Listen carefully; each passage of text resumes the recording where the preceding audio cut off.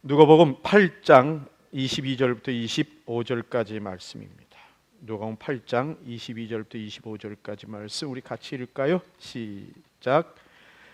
제자들과 함께 배에 오르사 저희에게 이르시되 호수 저편으로 건너가자 하시매 이에 떠나 행선할 때에 예수께서 잠이 드셨더니 마침 광풍이 호수로 내려치매 물이 가득하게 되어 위태한지라. 제자들이 나와 깨워 가로되 주여 주여 우리가 죽겠나이다 한데 예수께서 잠을 깨사 바람과 물결을 꾸짖으시니 이에 그쳐 잔잔하여 지더라. 제자들에게 이르시되 너희 믿음이 어디 있느냐 하시니 저희가 두려워하고 기이 여겨 서로 말하되 저가 네 귀에 바람과 물을 명하며 순종하는고 하더라. 아멘. 선교학자 중에 티모시 텐넌트라는 분이 계시는데 그분이 북인도 지역에 이 신학교에 강의를 하러 가셨어요. 그래서 짧은 인턴십 코스 강의를 하려고 가서 강단에 섰는데 학생 중에 한 사람이 얼굴이 다 쥐어 터져가지고 완전히 온몸에 상처가 있는 그런 모습으로 앉아서 수업을 듣는 겁니다. 그 사람 이름은 아스윈 쿠마르라는 사람인데 이 사람은 21살 난 청년이에요. 근데 이 아스윈 쿠마르라는 사람은 이 지역마다 돌아다니면서 북인도 지역의 후미진 마을마다 다니면서 복음을 전하는 복음 전도자고 부흥사이기도 했습니다. 그가 복음을 전하러 어느 한 마을에 갔을 적에 그 마을에서 복음을 전하는데 사람들이 나와서 그 전하는 이 아스윈 쿠마르의 성경책을 다 찢어가지고 진흙탕 속에 집어 던져버리고 절대 우리 동네엔 들어오지 못하도록 경고를 했는데 그때 아마 아스윈 쿠마르가 사람들한테 이렇게 외쳤던 것 같아요. 아니다, 난 너에게 계속 올 것이다. 왜냐하면 너에게 이 복음이 필요하기 때문이다. 그러고 외쳤던 것 같아요. 그리고 나서 그가 갔다가 다음에 또 그 마을을 갔을 때 사람들은 그 아스윈의 를 둘러싸서 그가 타고 있던 자전거를 다 부숴버리고 얼마나 두들겨 팼던지 죽은 줄 알고 들판에 갖다 버렸어요. 그랬는데 지나가던 딴 마을 사람이 그를 보고는 그를 데려다가 치유해줘서 살아나서 그가 공부하러 그곳에 오게 된 겁니다.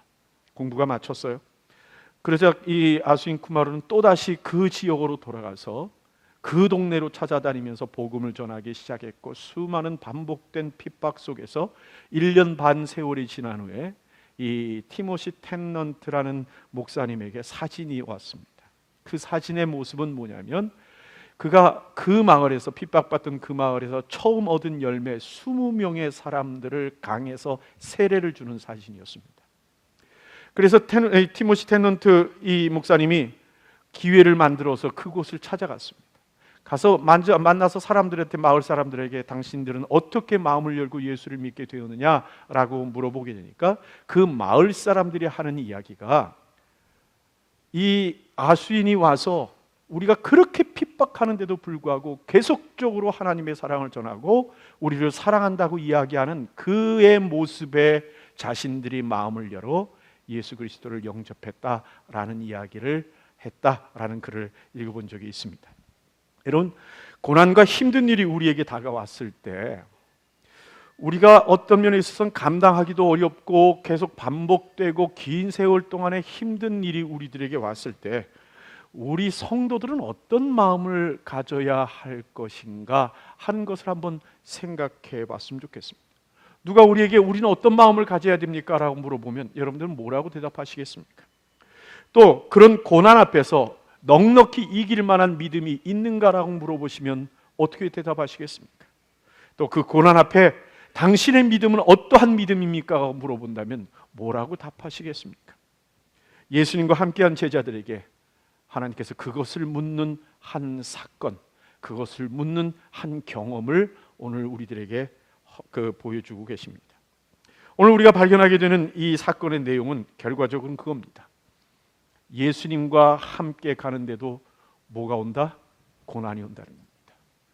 예수님과 함께 가는데도 고난이 올 수 있습니다. 22절 23절 같이 한번 읽어볼까요? 시작. 하루는 제자들과 함께 배에 오르사 저희에게 이르시되 호수 저편으로 건너가자 하시매 이에 떠나 행선할 때 예수께서 잠이 드셨더니 마침 광풍이 호수로 내리침에 배물이 가득하게 되어 위태한지라. 예, 오늘의 사건을 조금 더 실감나게 기록한 성경의 내용이 있습니다. 그건 마가복음입니다. 오늘 이 누가복음을 기록한 이 누가는 예수님의 제자는 아닙니다. 그는 예수님이 살아 계실 적에 그 예수님의 사역을 경험했던 사람은 결코 아닙니다. 이 누가는 제자들이 한 이야기를 모아서 복음서를 기록하였지만 이 예수님의 제자는 아니더라도 예수님과 함께 쫓아다니면서 예수님의 행적에 같이 있었던 것으로 이상이 되는 마가라는 사람이 있습니다. 그 마가가 이 사건에 대해서 다시 기록한 내용들이 있습니다. 여러분, 먼저 우리가 4장 1절 2절을 같이 한번 읽어볼까요? 시작.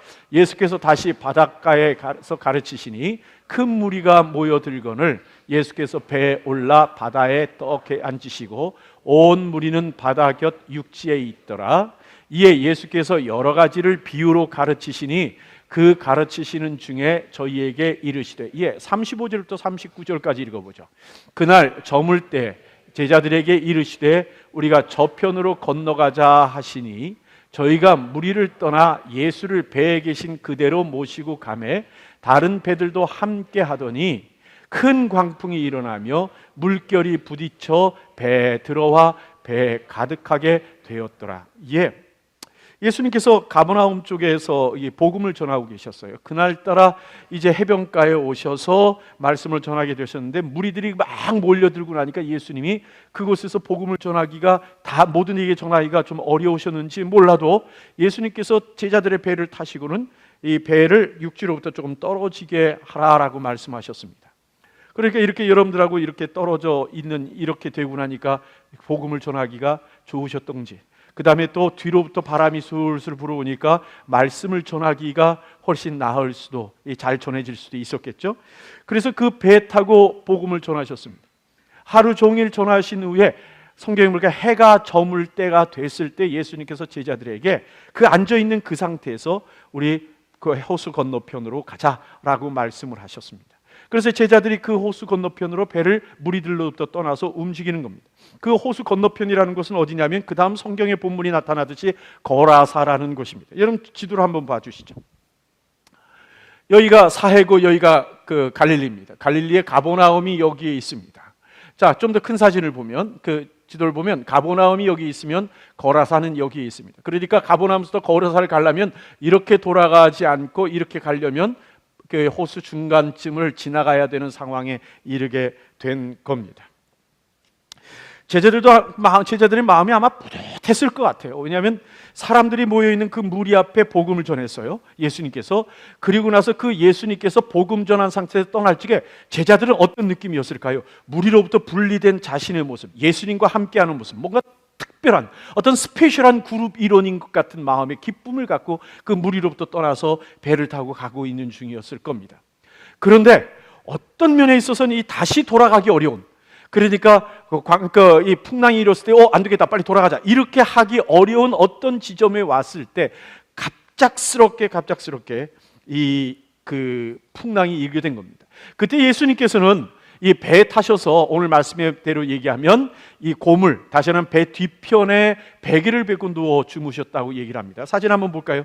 여기 본 대로 아마도 이런 그늘집 같은 것이 그 뒤에 있었지 않겠나. 이 배 아닙니다. 이 아닌데 그늘집 같은 집이 뒤에 있어서 예수님께서 그곳에 들어가서 주무시지 않았나. 그냥 저 뒤편에 어디 이 널퍼적하고 누워서 그냥 주무신 태양빛 쫙 걷지는데 거기보다는 뒤에 뭔가 있어서 그 안에 주무시지 않았나 하는 것이 이 상황을 볼 때 맞는 것 같습니다.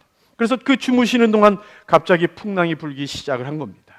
떠날 때는 그런 전조가 없었던 것 같아요. 만약 풍랑이 크게 일 것 같은 어떤 기후적 분위기가 있었다면 뭐라 그럴까요? 제자들이, 이 바다를 아는 제자들, 그 기후를 아는 항상 어부를 하던 이 고기를 잡던 제자들이 가지 마세요, 예수님. 보니까 이거 오늘 밤에 크게 풍랑일 것 같습니다. 내일 갑시다. 이런 얘기를 해야 되는데 그게 아니라 그냥 가는 걸 보니까 전혀 예상하지 못하고 있었던 것 같습니다. 그 갈릴리 호수는요, 가끔 예상치 못하는 그런 돌풍, 광풍들이 불곤 했다고 합니다. 여러분, 이 갈릴리 호수의 동북쪽에 헐몬산이라는 산이 있습니다. 우리 사진 한번 보시죠. 사진 한번. 이게 헐몬산입니다. 여기가 갈릴리고 이 뒤가 헐몬산입니다. 놀랍죠?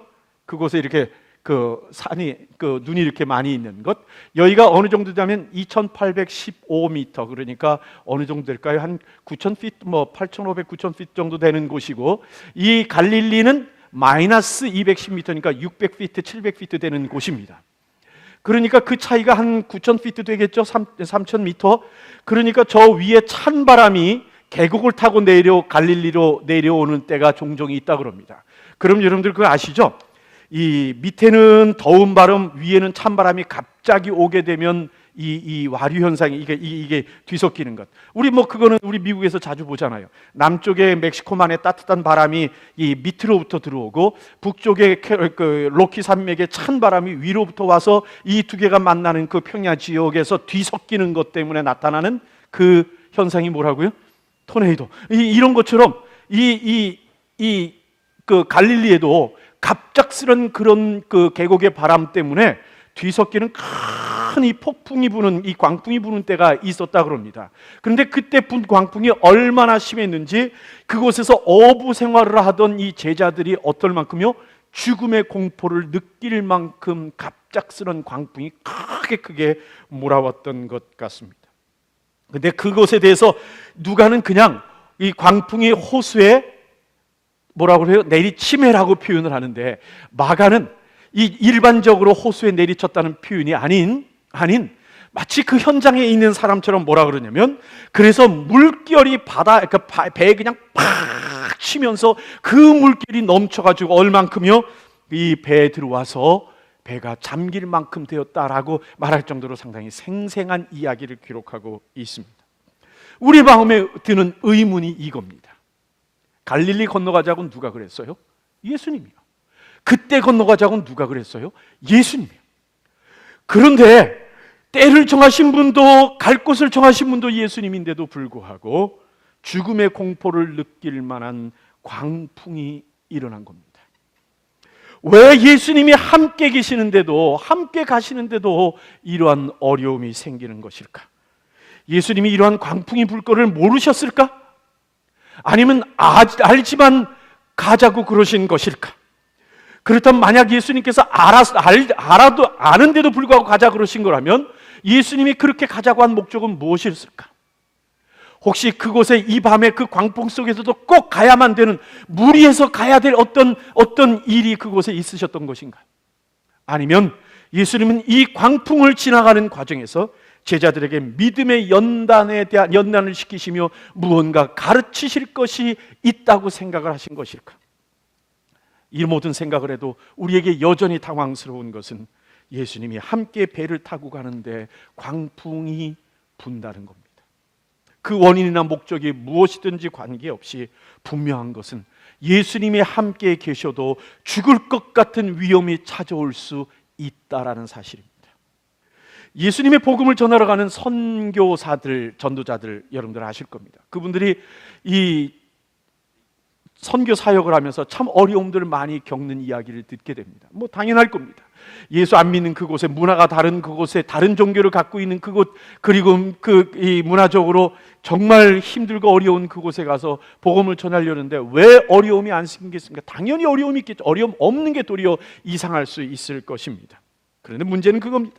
우리들이 그래서 선교사님들을 바라볼 때 어떤 마음이 있어요? 만나면 애틋한 마음이 있는데, 문제는 뭐냐면 지금 제자들과 예수님이 가시는 지금 당한 고난은, 지금 어려운 광풍은 복음 전하다가 당하는 게 아니란 말입니다. 예?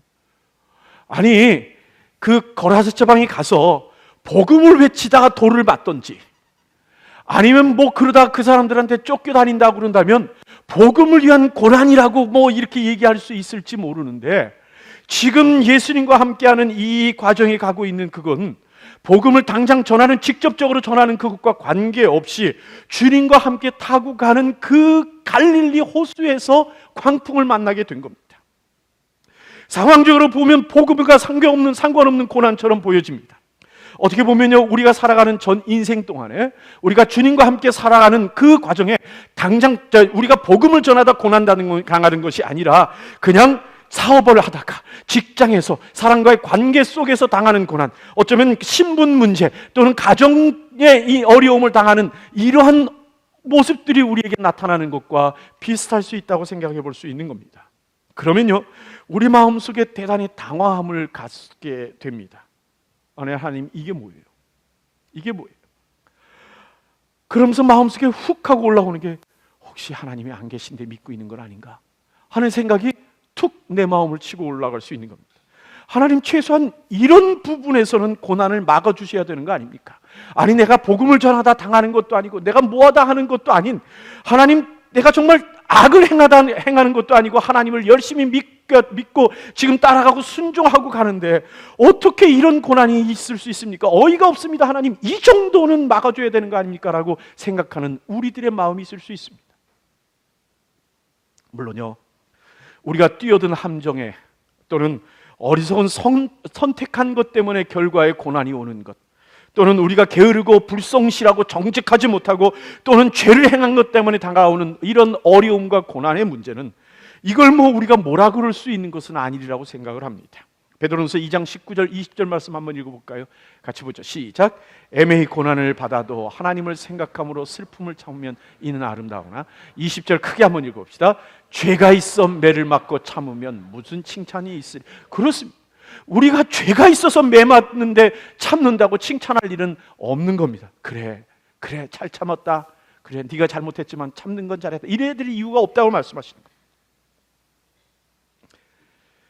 그런데 지금 어떤 겁니까? 잘못 선택한 거 없습니다. 잘못 행한 거 없습니다. 주님이 가자 그러신 겁니다. 주의 명령대로 따라가고 있는데 고난이 오는 겁니다. 그것도 얼만큼이요? 죽도록이요. 얼만큼이요? 지치도록이요. 어디에서요? 복음의 현장이 아닌 삶의 자리에서. 얼만큼이요? 길게요. 그러면 우리 마음속에 당황이 오는 겁니다. 여러분, 주님이 모르시는 것도 아닌데 우리에게 고난이 오는 거라면, 그럼 그 고난에 대해서 우리는 무슨 생각을 해야 할까요? 오늘 말씀해 보니까 제자들은 결국 예수님을 깨우는 모습을 보입니다. 24, 25절 같이 한번 읽어볼까요? 시작. 제자들이 나와 깨워 가로되 주여 주여 우리가 죽겠나이다 한데 예수께서 잠을 깨사 바람과 물결을 꾸짖으시니 이에 잔잔하여지더라. 25절이요. 제자들에게 이르시되 너희 믿음이 어디 있느냐 하시니 저희가 두려워하고 기이 여겨 서로 말하되 저가 네 귀에 바람과 물을 명함에 순종하는고 하더라. 이에 많은 수의 사람이 어부인 제자들입니다. 그 제자들이 노력하다 안 돼서 주무시는 예수님을 깨웁니다. 그러자 예수님께서 일어나셔서는 바람과 바다를 그냥 잠잠케 하십니다. 그리고 제자들에게 너의 믿음이 어딨냐고 물어보십니다. 오늘 전체적인 내용을 보면 우리의 마음속에 드는 생각이 이런 게 있을 수 있어요. 제자들이 분명히 믿음이 없는 행동을 한 것 같은데, 왜냐하면 예수님이 그렇게 왜 믿음이 없냐고 마가복음에서 책망하셨고 너희 믿음이 어딨냐고 그러시는 거 보니까 분명히 믿음 없는 행동을 한 거는 같은데 무엇이 문제일까요? 어떤 것이 문제라고 생각을 하십니까? 처음부터 예수님을 깨웠어야 되나요? 아니면요, 끝까지 예수님을 깨우지 말고 제자들이 버텼어야 되나요? 그래서 배가 뒤집히도록 끝까지 버텨서 예수님을 어떻게든 안전한 곳으로 모셔야 되는 건가요? 아니면 예수님 대신해서 제자들이 믿음을 가지고 일어서서 바다야 잠잠하라 바람아 그쳐라고 해야지 그것이 믿음이라고 말할 수 있는 건가요? 그 모든 걸 생각해 봐도 조금 이상합니다. 예수님께서 피곤하여 주무시는데 제자들이 할 수 있는데도 불구하고 예수님이 이제 바람 불어요 하고 빨리 깨우면 이게 무슨 모습입니까? 그렇죠? 아니, 자기가 할 수 있는 일은 해야 되는 것도 맞는 거 아닌가요? 또 그렇다고 우리 예수님이 주무시는데 배가 뒤집기까지 안 깨우고 그냥 있는 것도 또 그렇잖아요. 뭐가 제자들의 문제인 거죠? 스스로 책임지려고 하는 것도, 아니면 미리 예수님께 넘기는 것도 문제가 있단 말입니다. 우리 인생을 살아가면서 하나님께서 우리에게 은사를 주십니다. 능력을 주십니다. 그렇기 때문에 우리는 열심히 노력해서 우리의 인생을 살아갑니다. 그게 아마 옳은 일일 겁니다. 하나님께서 우리에게 은사도 주시고 능력도 주셨는데도 불구하고 우리는 맨날 기도만 하면서 하나님이 하십시오, 난 모릅니다, 하나님이 하십시오, 주의 능력으로 하십시오, 난 아무것도 할 수 있는 것이 없습니다 하고 그냥 엎드려만 있다면 그것도 옳은 것은 결코 아닐 거란 말입니다. 하지만 어느 순간이 오면 우리의 힘으로는 할 수 없는 막혀버린 순간들을 만나게 될 수 있습니다. 그때 당연하게 하나님 앞에 나와서 은혜를 구하는 그것, 하나님의 능력을 구하는 그것은 믿음의 선택, 믿음의 결과 아닌가요? 뭐가 제자들에게 이 문제가 되는 걸까요? 저는 문제의 초점은 제자들이 예수님을 깨운 데 있지 않고 제자들이 예수님을 깨울 때 가지고 있는 마음과 바라보는 마음에 있지 않았나 하는 생각을 해봅니다. 그 모습이 조금 보여지는 것이 마가복음입니다. 마가복음 4장 38절 같이 한번 읽어볼까요? 시작. 예수께서 그들에게 베개를 시작. 예수께서 고물에서 베개를 베시고 주무시더니 제자들이 깨우며 가라되 선생님이여 우리의 죽게 된 것을 돌아보지 아니하시니까 하니. 예, 그렇습니다.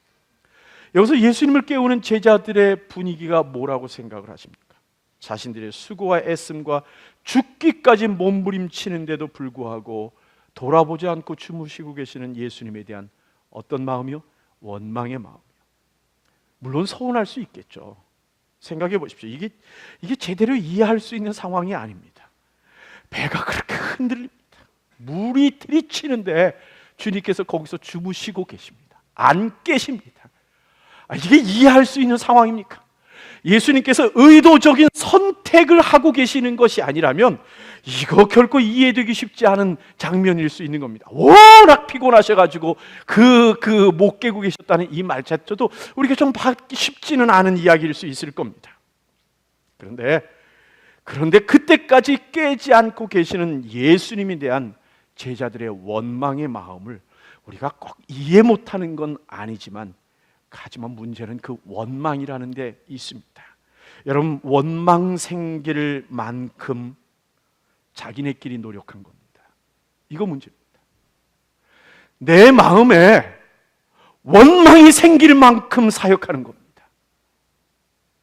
미리 하나님께 내놓고 하나님의 은혜를 구하고 하나님과 사이에서 해결하지 않고 뭐 어떻게 해요? 내 마음에 하나님에 대하여 원망이 생길 만큼 내 노력을 하는 겁니다. 이거 문제입니다. 여러분, 원망이 생길 만큼 예수님을 나의 고난으로부터 제외시켜버리는 겁니다. 이거 문제입니다. 왜 예수님을 깨우지 않았을까요? 어쩌면 예수님에 대해서 배려하는 마음이 있었을지 몰라요. 예수님에 대한 열정이 있었을지 몰라요. 예수님 피곤하니까 주무시게 하고 그 배려하는 마음이 있었을지 몰라요. 하지만 자신들의 배려와 열심 뒤에 원망으로 그것이 바뀌는 일들이 있다면 그러면 우리의 배려와 열심의 결과가 순수한 것으로 열매 맺지 못한다는 사실 또한 우리가 기억할 필요가 있습니다. 예수님께 쉬게 한 이유가 뭘까요? 혹시 예수님은 노졌는데 아무것도 못하고 배에 대해서 모르고 바람에 대해서 모르기 때문에 예수님은 그냥 도움이 되지 않기 때문에 그렇게 한 것은 아닐까요? 그럴 수 있을지도 모릅니다. 그러나 우리는 그런 부분에서 주님께 원망하거나 해야 될 이유는 없습니다. 여러분, 사람의 능력이라는 게 사람마다 차이가 있습니다. 어떤 사람은 잘하고 못하고 있습니다. 어떤 사람은 뛰어나고 안 뛰어나고가 있을 수 있습니다. 그러나 그것도 어느 시점에 가면 다 똑같아지는 것, 하등 관계 똑같아지는 거 아시죠? 어느 조카하는 내용을 보니까 나이별로 그런 얘기가 있대요. 뭐 60대에는 뭐가 똑같고 뭐 학력이 똑같고 뭐 그 얘기 있잖아요. 70에는 잘나고 못 나고가 똑같다 그러죠. 그리고 몇 살 되면 살아있으나 죽어있으나 똑같다는 얘기를 어떤 글에서 본 기억이 나는데, 여러분, 우리의 능력이라는 것이 지금 있을 때나 우리 서로 간에 뭐가 되는 거지 어떤 한계 이상을 벗어나면 다 똑같은 존재가 우리들입니다. 보십시오. 풍랑 조금 많이 부니까 어부나 세리나 다 똑같이 죽음의 공포를 느끼는 사람들이 된 연약한 존재가 우리들이란 말입니다. 그런데 여러분, 만약 우리들이 예수님을 깨우기로 작정을 한다면 우리는 무슨 마음을 갖고 깨워야 될까요? 그겁니다. 깨우기로 한다면 우리는 그분의 도움을 요청해야 되고 그분의 능력을 요청을 해야 되고 내 자신의 상황과 이 조건들을 그 주님께 드리려고 깨워야 되는 게 모습입니다. 그런데 제자들의 모습을 보면 예수님을 깨우는 이유가 뭐예요? 섭섭함과 원망의 깨움인 것처럼 보여집니다. 아니, 예수님 믿구나, 어떤 예수님의 절대적인 도움을 요청하는 그런 요청이 아니어 보입니다. 어쩌면요, 죽게 되고 나니까 빨리 깨워서 바가지 들고 물 좀 퍼나느라고 밖으로 하라고 깨우는지도 모르고 우리는 고생하고 막 그러는데 주님 주무시는 그 모습을 보면서 속에서 감정적인 섭섭함이 생겨가지고 예수님을 깨우는지도 모르겠습니다. 여러분, 예수님께 우리가 나가서 구하려면, 예수님께 기도하려면 그것은 믿음의 구함이어야 합니다. 그냥 자신들이 세우는 그 원칙이나 정해놓은 좁은 선택에 어떤 장애물 놓여있는 것, 이것 좀 치워달라고 예수님을 깨워서는 안 된단 말입니다. 그건 결코 믿음의 길이 아닙니다.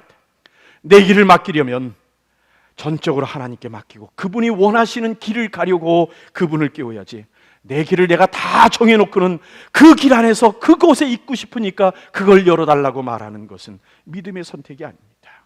하나님, 이건 안 되고요. 하나님, 저것은 힘들고요. 하나님, 이것은 하기 싫고요.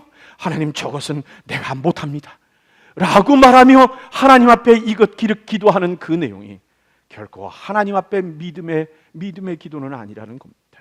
그 얘기는 무슨 말입니까? 하나님, 나는 변하지 않을 테니 하나님이 바꾸세요라고 말하는 것과 똑같은 겁니다. 생각해 볼까요? 예수님을 깨웠습니다. 그런데 예수님이 오늘 상황 보니까 어떻게 하세요? 그래서 니네도 수고 많구나 하고 같이 노를 잡거나 아니면 이 바가지로 물을 푸시던가요? 아니었습니다. 가만히 보면 예수님이 배 앞쪽이나 배 끝으로 가서 바람과 바다를 바라보고 계셨습니다. 그랬죠? 이때 제자들이 무슨 생각을 했을까요?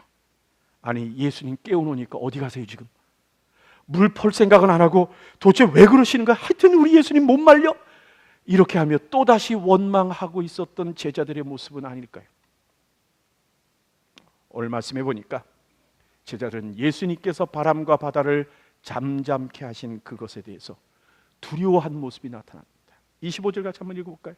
같이 읽죠. 시작. 제자들에게 이르시되 너희 믿음이 어디 있느냐 하시니 저희가 두려워하고 기이 여겨 서로 말하되 저가 뉘기에 바람과 물을 명하여 순종하는고 하더라. 그렇습니다. 마가복음에 보면 매우 재미있는 표현을 하고 있습니다. 4장 39절 말씀 같이 한번 읽을까요? 예수께서 깨어 바람을 꾸짖으시며 바다더러 이르시되 잠잠하라 고요하라 하시니 바람이 그치고 아주 잔전하여 지더라. 예수님께서 풍랑의 원인을 규명하고 계시는 건가요? 그래서 풍랑을 일으킨 주범인 바람에 대해서는 어떻게 해요?